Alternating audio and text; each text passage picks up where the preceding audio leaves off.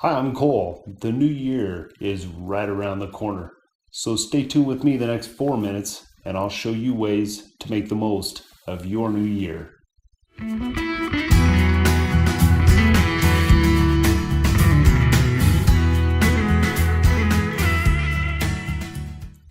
When it comes to New Year's resolutions, I find that most people fit into one of two groups. First group people say, screw it, I'm not making resolutions.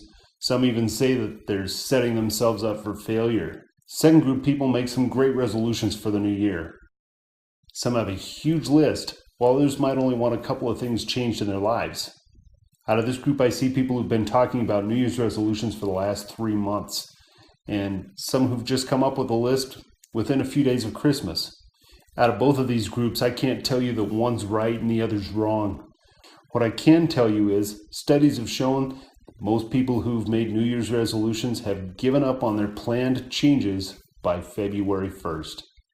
Almost all New Year's resolutions are about some kind of change in a person's life. Well, change doesn't just happen to us, at least not positive change.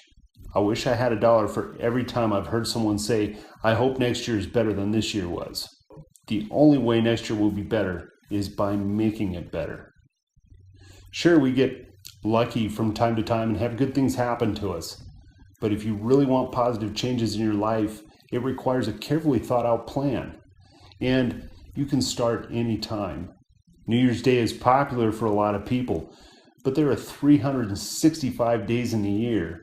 So there's plenty of opportunity to start fresh tomorrow when things didn't go the way you wanted them to today. Now, I'm not saying forget about New Year's resolutions or the ideas that you have for change and improvement in the new year, but I'd like to encourage you to do it in a way that will work. Here's how. Do this for each resolution.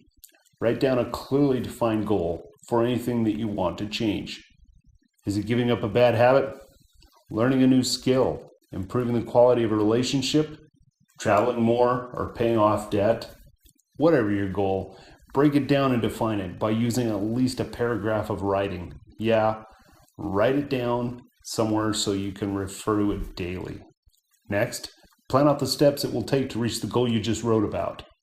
If you want to break a bad habit, you'll need to replace it with a positive habit.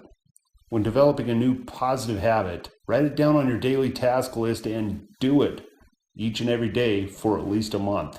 Are you trying to eat better? You probably should make sure that you've got the right food stocked up before you start. Do you want to read more books?